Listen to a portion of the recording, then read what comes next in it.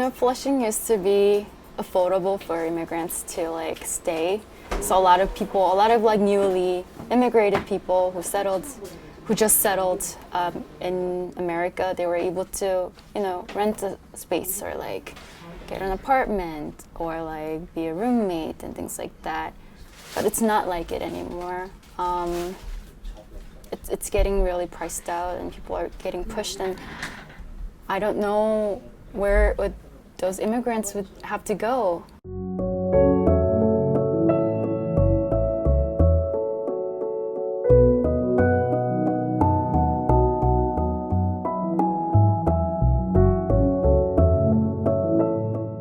I'm an immigrant from Korea. Our family immigrated to Flushing, New York, about like 10 years ago. And then ever since that, I grew up here. We start life here, and then we're building our lives here.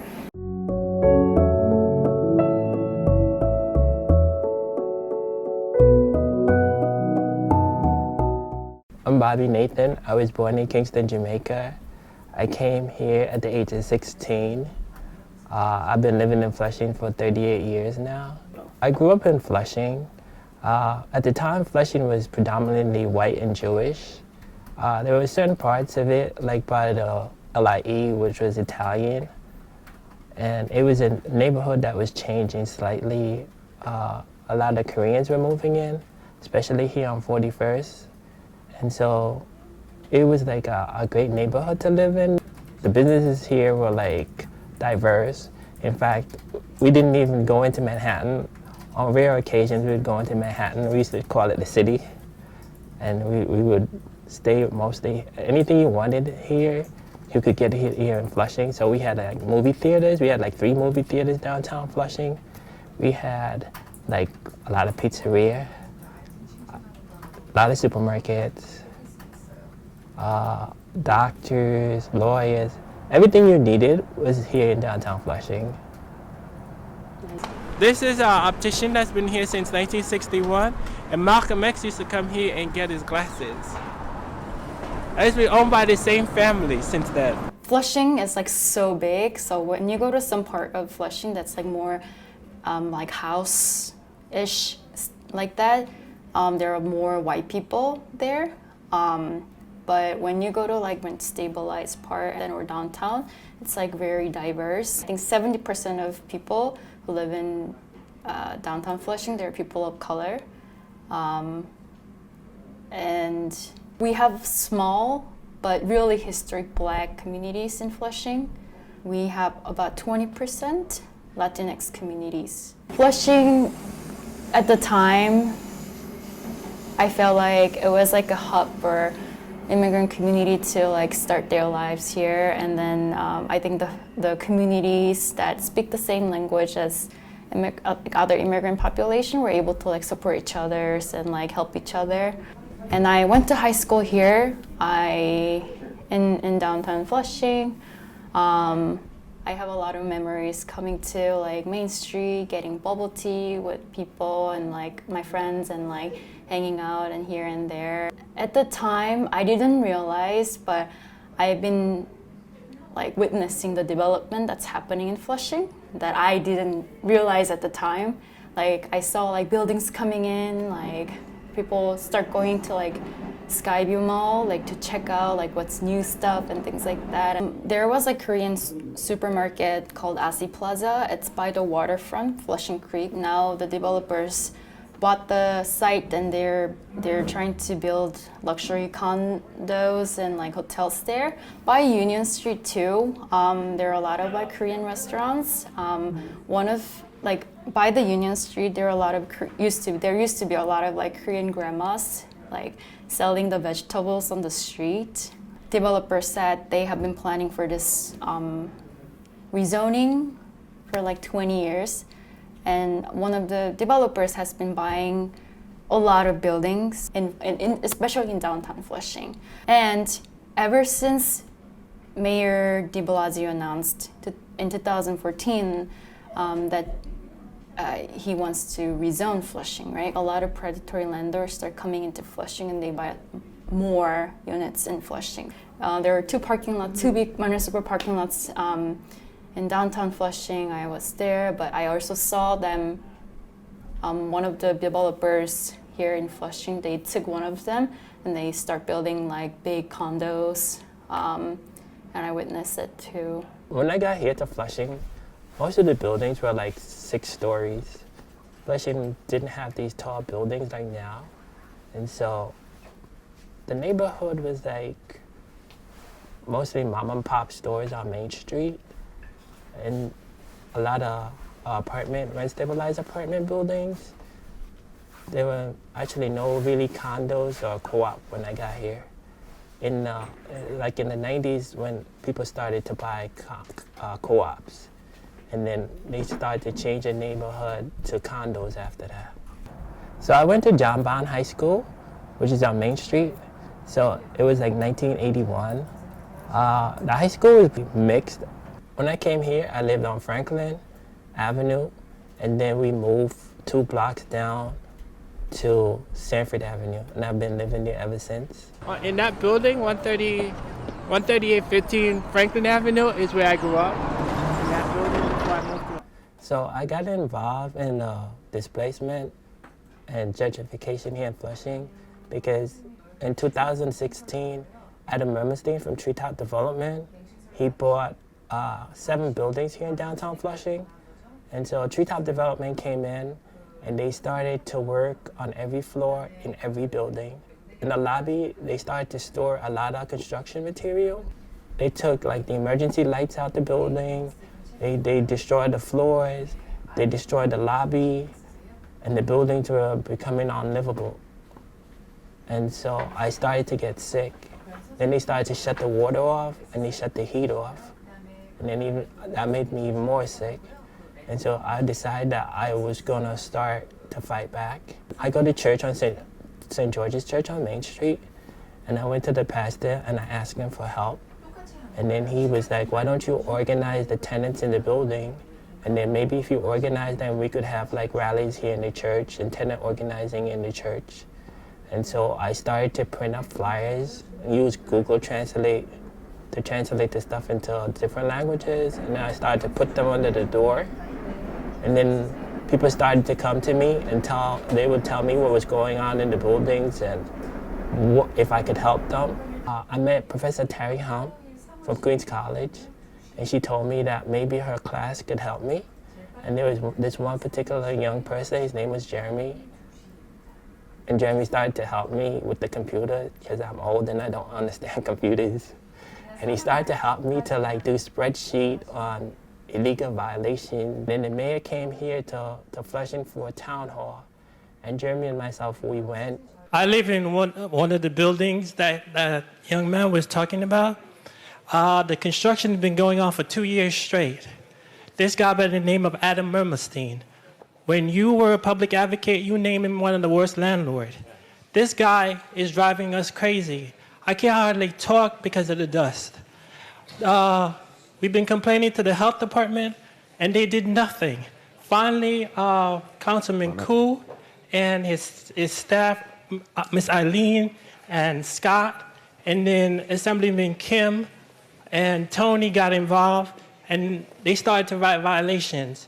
But the health department did not release the report and it came back with an excessive amount of lead in these buildings. We have asbestos in these buildings. They were built before. Okay, Dr. Bassett, where are you? Come on over. What has to happen if construction's been going on for 2 years and there's been regular stop work orders? Something's fundamentally broken. So tomorrow, I want senior people on the site to figure out why this has not been stopped. And if we have to escalate criminal charges towards the landlord or any other type of aggressive action, let's go, because this sounds outrageous. And so the next morning, the mayor sent in people from the health department, DOB, HPD, the police department, and then they moved on Adam Mermelstein. And so they took out the violations from about 1,000 something to about, I think it went up to almost $500,000 in violation. And then they started to harass me. They started to throw my mail by the door. They went into the apartment And so I had to get the 109 precinct involved. And I also had to have Department of Investigation come in. And so I came to Minquan one day and I met with Sunny, and she offered me a space and a desk and computers to use. And so we started to work together as a team. Oh, I'll just take that part out about students feeling PTSD, getting PTSD. No, you can leave Yeah. that in there. Because it's the truth. At the CV7 hearing, so should I say teacher or like somebody testified that at her school by that dozens of students felt suicidal because of their history, because their family were displaced.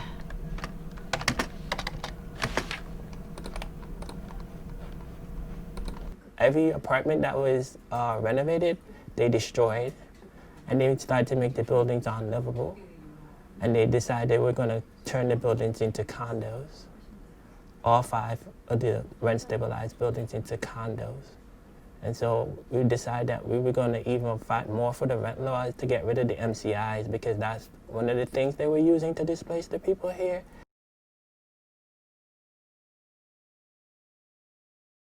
I've been going to door knocking and doing outreach to rent stabilized apartment, and then try to build like tenant association with people. It's really diverse. So when I go to door knocking, I can't just use Korean and English. I have to translate all the materials into Chinese, typically Mandarin, because I see a lot of people who speak Mandarin. There is one building owned by Khaled Management. They have been charging rent-stabilized tenants. They have been charging them market rate rent for 30 years, and most of the tenants who were affected by them were Korean. Rent-stabilized building, now owned by A&E. A&E is one of the worst landlord and predatory landlord in New York City. A lot of people in that building, they complain that there's a lot of noise, dust coming in. It's so bad for them, and they, a lot of them have like residents who's been there for a long time. They can't stand.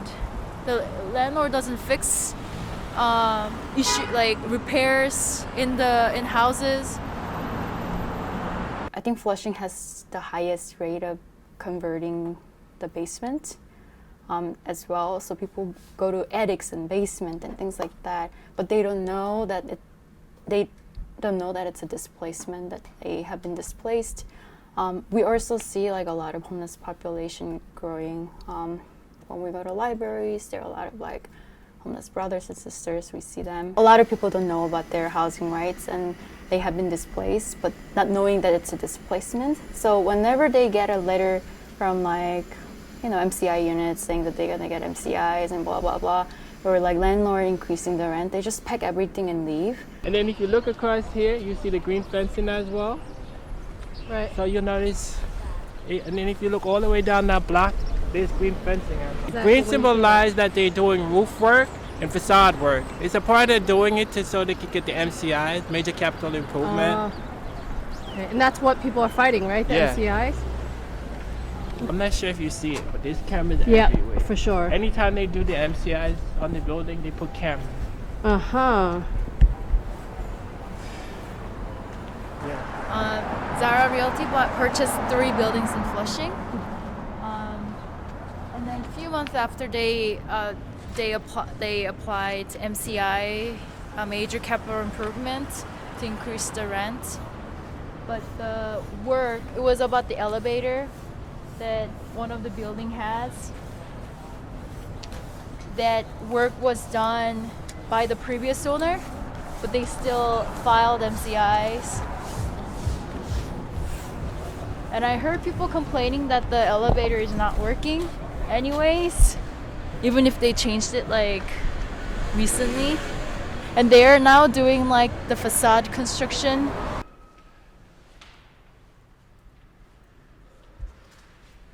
What does it say? What is it? It says they need a picture ID to get a mailbox key. This is illegal. Really? Oh, Jesus.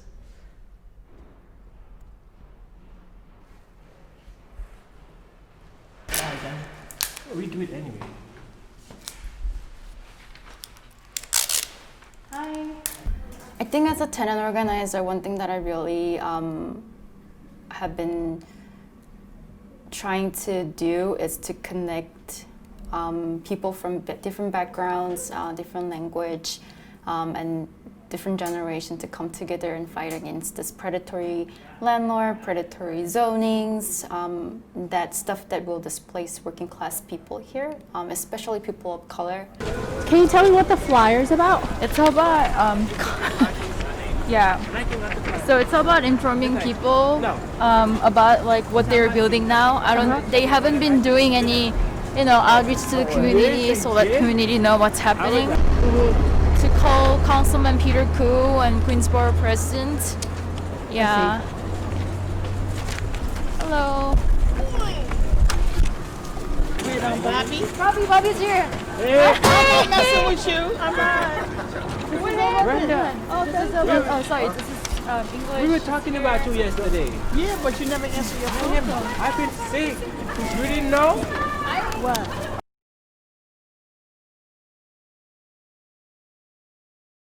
According to New York Times article that recently came out, Flushing has been quietly becoming one of the fastest growing for sale market, second to the Williamsburg.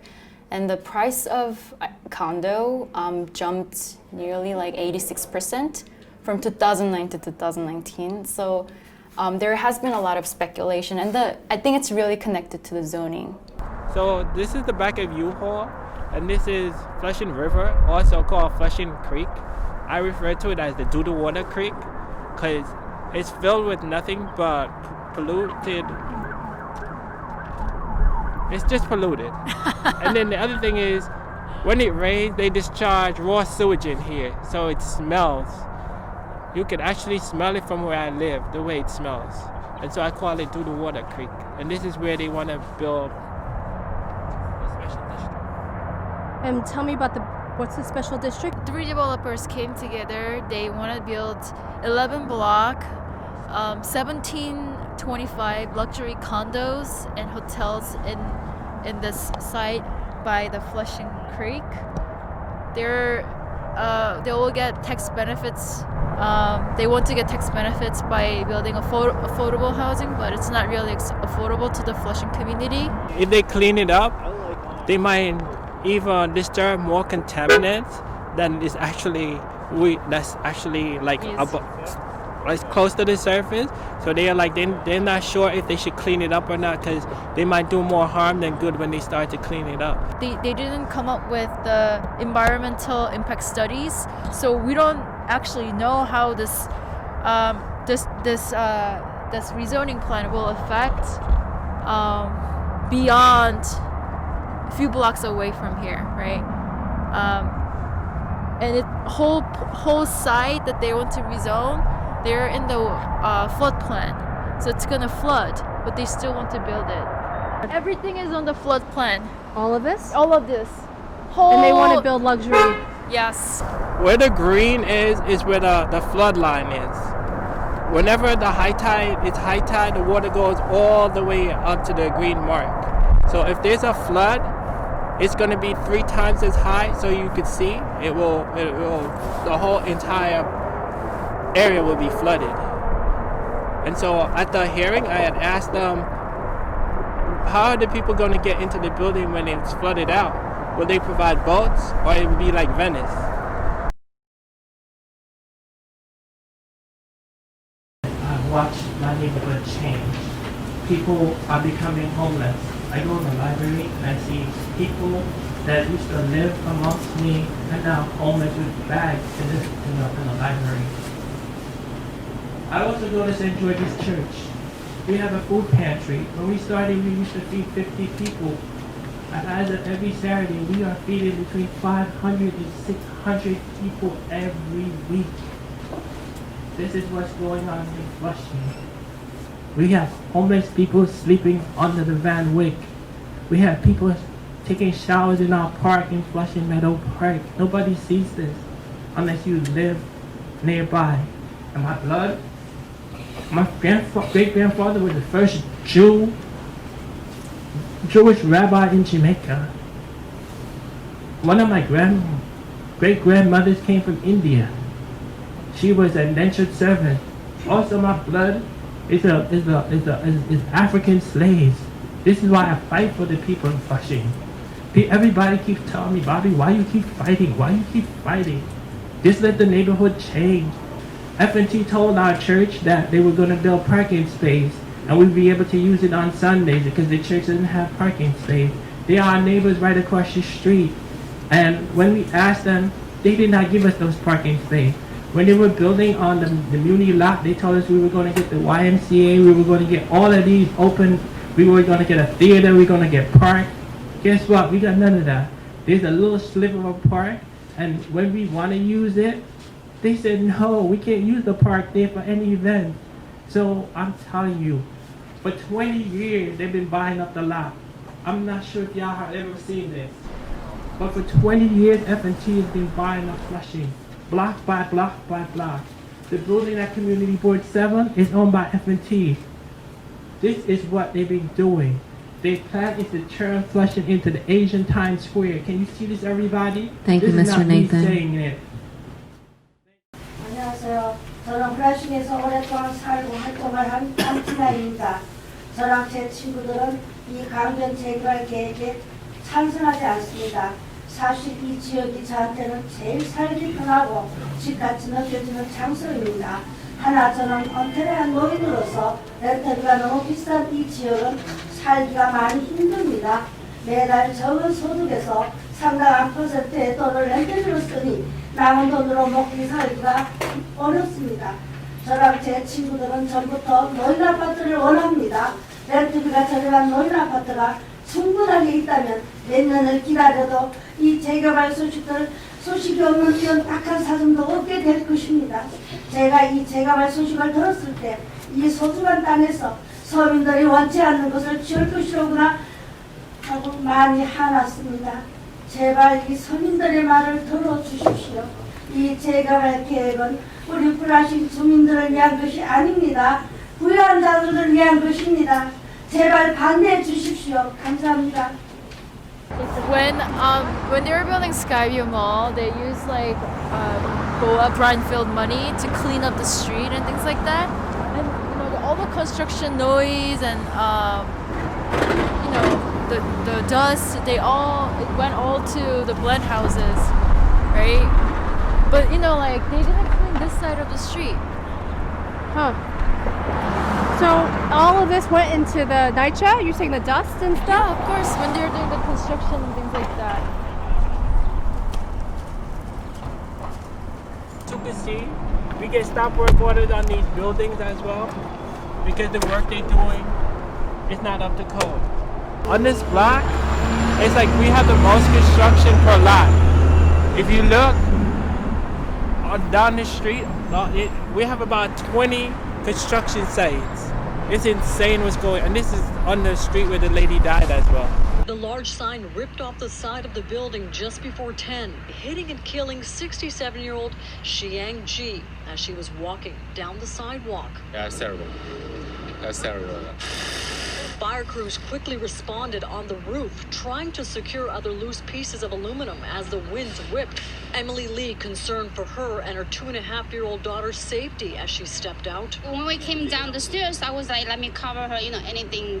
It's not safe around here, the construction. I think the people don't really watch out for the safeties around this area. Officials say this building that has several shops and a food court has 18 open building violations for illegal construction work and signage.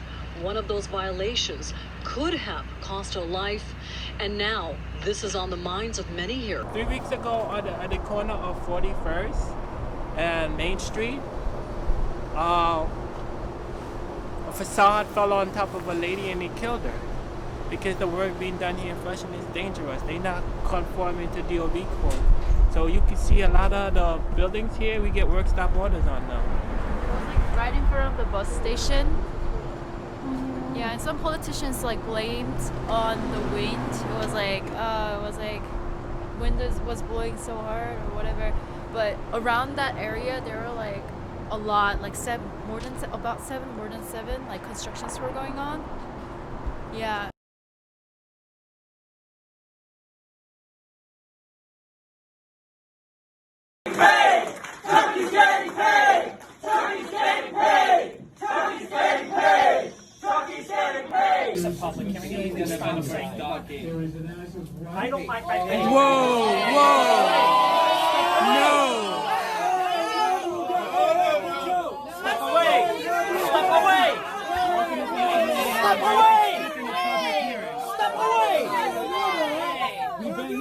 Step away! Step away! Step away! Get out of our face! Get out of our face! Everyone back up! Everyone back up. Let's go. Why don't you get him to back up? He's the one putting his hands in a young girl's face.